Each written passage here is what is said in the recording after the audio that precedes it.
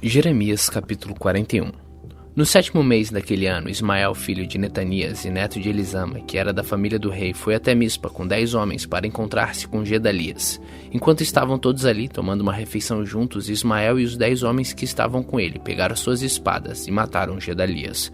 Assim mataram aquele que tinha sido posto pelo rei da Babilônia como governador do país.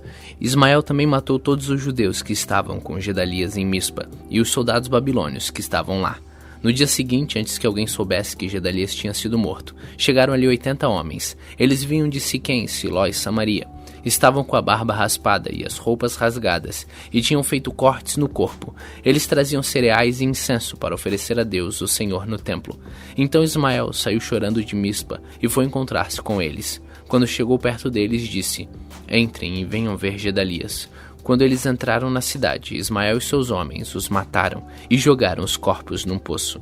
Mas havia no grupo 10 homens que disseram a Ismael: "Não nos mate, temos trigo, cevada, azeite e mel escondidos no campo." Aí ele desistiu e não os matou como havia feito com os seus companheiros. Era grande o poço em que Ismael jogou os corpos dos homens que ele havia matado. O rei Asa o havia cavado para se prevenir contra os ataques do rei Baasa, de Israel.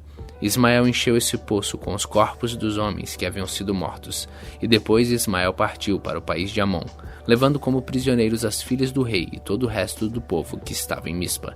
O comandante-geral Nebuzaradã tinha deixado Gedalias como responsável por essa gente. Joana, filho de Sereá, e todos os chefes do exército que estavam com ele ouviram falar do crime que Ismael havia cometido. Então reuniram seus soldados e foram combater contra Ismael. Eles o alcançaram perto do grande poço de Gibeão. Quando os prisioneiros de Ismael viram Joana e os chefes do exército com ele, ficaram alegres. Aí viram e correram para o lado de Joana. Mas Ismael e 8 dos seus homens escaparam de Joana e fugiram para o país de Amon. Então Joana e os chefes do exército que estavam com ele reuniram os soldados, as mulheres, as crianças e os eunucos que Ismael havia levado de Mispa como prisioneiros, depois de ter matado Gedalias. Assim reuniram a gente que Joana havia tomado de Ismael em Gibeão e partiram, parando um pouco em Jerute-Quimã, perto de Belém. Eles queriam ir até o Egito para fugir dos babilônios. Estavam com medo deles, porque Ismael tinha matado Gedalias, aquele que havia sido posto como governador do país pelo rei da Babilônia.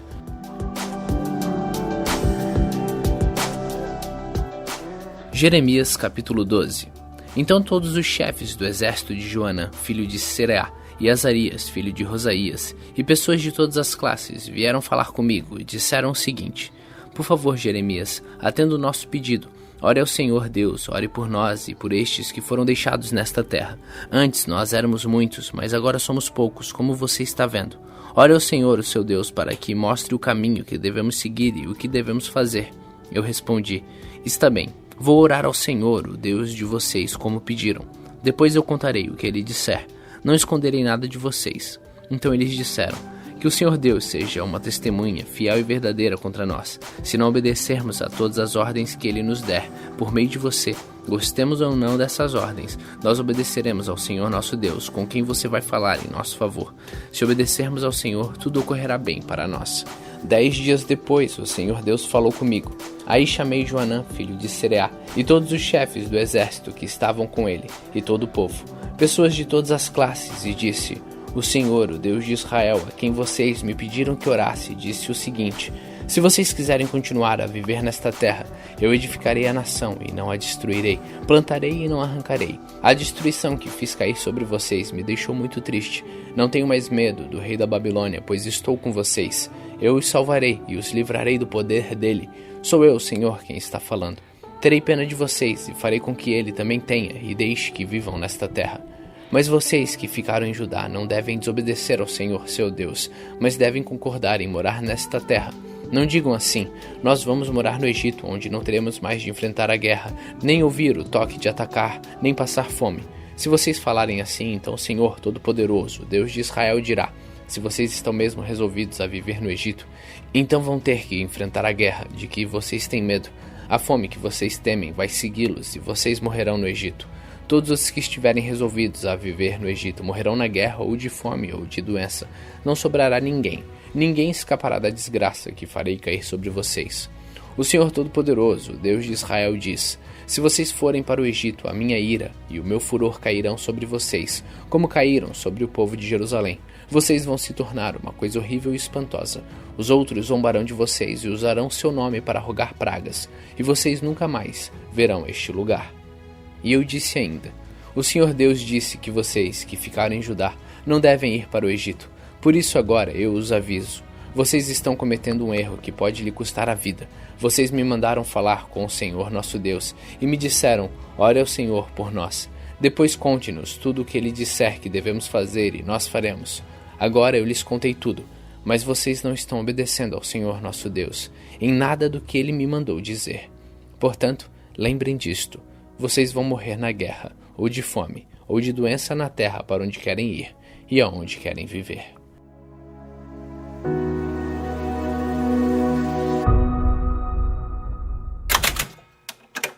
Salmos capítulo 122. Fiquei alegre quando me disseram: vamos à casa de Deus, o Senhor, e agora aqui estamos, dentro de Jerusalém.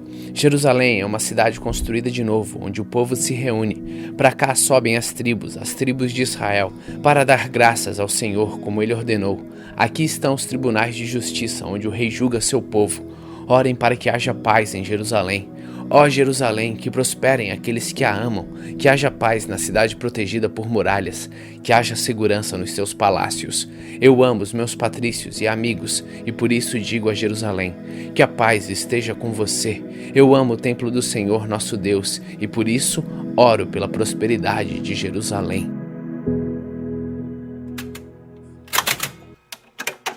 1 Coríntios capítulo 15. Agora, irmãos, quero que lembrem do evangelho que eu anunciei a vocês, o qual vocês aceitaram e no qual continuam firmes. A mensagem que anunciei a vocês é o evangelho, por meio da qual vocês são salvos se continuarem firmes nele. A não ser que não tenha adiantado nada vocês crerem nele. Eu passei para vocês os ensinamentos que recebi e que é da mais alta importância. Cristo morreu pelos nossos pecados, como está escrito nas Escrituras Sagradas. Ele foi sepultado e no terceiro dia foi ressuscitado, como está escrito nas Escrituras. E apareceu a Pedro e depois aos 12 apóstolos. Depois apareceu de uma só vez a mais de 500 seguidores, dos quais a maior parte ainda vive, mas alguns já morreram. Em seguida apareceu a Tiago e mais tarde a todos os apóstolos. Por último, depois de todos, ele apareceu também a mim, como para alguém nascido fora de tempo. De fato, eu sou o menos importante dos apóstolos, e até nem mereço ser chamado de apóstolo, pois persegui a igreja de Deus. Mas pela graça de Deus sou o que sou, e a graça que ele me deu não ficou sem resultados. Pelo contrário, eu tenho trabalhado muito mais do que os outros apóstolos. No entanto, não sou eu quem tem feito isso, e sim a graça de Deus que está comigo. Assim, não importa se a mensagem foi entregue por mim ou se foi entregue por eles. O importante é que foi isso que todos nós anunciamos, e foi nisso que vocês creram. Se a nossa mensagem é que Cristo foi ressuscitado, como é que alguns de vocês dizem que os mortos não vão ressuscitar? Se não existe a ressurreição dos mortos, então quer dizer que Cristo não foi ressuscitado. E se Cristo não foi ressuscitado, não temos nada para anunciar, e vocês não têm nada para crer. E mais ainda, neste caso estaríamos mentindo contra Deus, porque afirmamos que ele ressuscitou Cristo. Mas se é verdade que os mortos não são ressuscitados, então Deus não ressuscitou Cristo. Porque se os mortos não são ressuscitados, Cristo também não foi ressuscitado. E se Cristo não foi ressuscitado, a fé que vocês têm é uma ilusão, e vocês continuam perdidos nos seus pecados.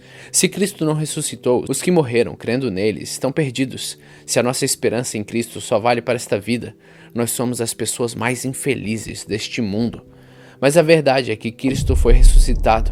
Isso é a garantia de que os que estão mortos também serão ressuscitados. Porque assim como por meio de um homem veio a morte, assim também por meio de um homem veio a ressurreição. Assim como por estarem unidos com Adão, todos morrem, assim também por estarem unidos com Cristo, todos ressuscitarão. Porém cada um será ressuscitado de uma vez, Cristo o primeiro de todos, depois os que são de Cristo quando ele vier, e então virá o fim. Cristo destruirá todos os governadores espirituais, todas as autoridades e poderes, e entregará o reino de Deus, o Pai. Pois Cristo tem de reinar, até que Deus faça com que ele domine todos os inimigos. O último inimigo que será destruído é a morte. As Escrituras Sagradas dizem: Deus pôs todas as coisas debaixo do domínio dele. É claro que dentro das palavras todas as coisas não está o próprio Deus, que põe tudo embaixo do domínio de Cristo.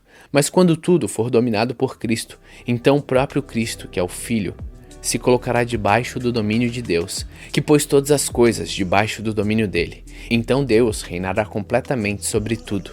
Pense agora nas pessoas que são batizadas em favor dos mortos. O que é que elas esperam conseguir? Se os mortos não são ressuscitados, por que é que as pessoas se batizam em favor deles? E quanto a nós, por que é que nós nos colocamos em perigo toda hora? Irmãos, eu enfrento a morte todos os dias. Se afirmo isso é pelo orgulho que eu tenho de vocês, pois estamos todos unidos com Cristo Jesus, o nosso Senhor. Aqui em Éfeso eu lutei contra inimigos como se lutasse contra animais selvagens. E se fiz isso somente por interesses humanos, o que foi que eu consegui com isso? Se é verdade que os mortos não são ressuscitados, façamos o que diz o ditado: comamos e bebamos, porque amanhã morreremos. Não se enganem, as más companhias estragam os bons costumes. Comece de novo a viver uma vida séria e direita e parem de pecar.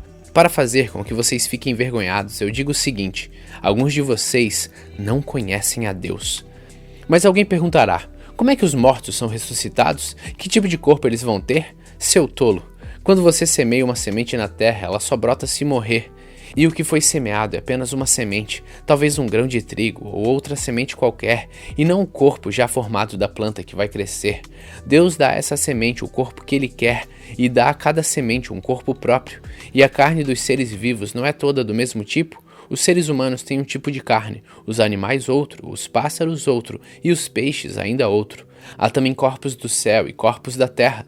Existe um tipo de beleza que pertence aos corpos celestes e há outro que pertence aos corpos terrestres. O sol tem o seu próprio brilho, a lua outro brilho e as estrelas têm um brilho diferente e mesmo as estrelas têm diferentes tipos de brilho. Pois será assim quando os mortos ressuscitarem. Quando o corpo é sepultado, é um corpo mortal, mas quando for ressuscitado, será imortal. Quando ele é sepultado, é feio e fraco, mas quando for ressuscitado, será bonito e forte. Quando é sepultado, é um corpo material, mas quando for ressuscitado, será um corpo espiritual. É claro que existe um corpo material, então tem de haver também um corpo espiritual. Porque as Escrituras Sagradas dizem: Adão, o primeiro homem, foi criado como ser vivo. Mas o último Adão, Jesus Cristo, é o Espírito que dá vida. Não é o espiritual que vem primeiro, mas sim o material. Depois é que vem o espiritual. O primeiro homem foi feito do pó da terra, o segundo veio do céu. Os que pertencem à terra são como aquele que foi feito do pó da terra, e os que pertencem ao céu são como aquele que veio do céu. Assim como somos parecidos com o homem feito do pó da terra, assim também seremos parecidos com o homem do céu. Meus irmãos, o que eu posso dizer é isso: o que é feito de carne e de sangue não pode ter parte no reino de Deus, e o que é mortal não pode ter a imortalidade. Escutem bem este segredo: nem todos vão morrer, mas todos nós vamos ser transformados num instante, num abrir e fechar de olhos, quando tocar a última trombeta. Ela tocará, os mortos serão ressuscitados como seres imortais e todos nós seremos transformados, pois este corpo mortal precisa se vestir com o que é imortal. Este corpo que vai morrer precisa se vestir com o que não pode morrer. Assim, quando este corpo mortal se vestir com o que é imortal, quando este corpo que morre se vestir com o que não pode morrer, então acontecerá o que as Escrituras Sagradas dizem: a morte está destruída, a vitória é completa. Onde está, ó morte, a sua vitória? Onde está, ó morte, o seu poder de ferir? O que dá à morte o poder de ferir é o pecado, e o que dá ao pecado o poder de ferir é a lei. Mas agradecemos a Deus que nos dá a vitória por meio do nosso Senhor Jesus Cristo. Portanto, queridos irmãos, continue fortes e firmes, continue ocupados no trabalho do Senhor, pois vocês sabem que todo o seu esforço nesse trabalho sempre traz proveito.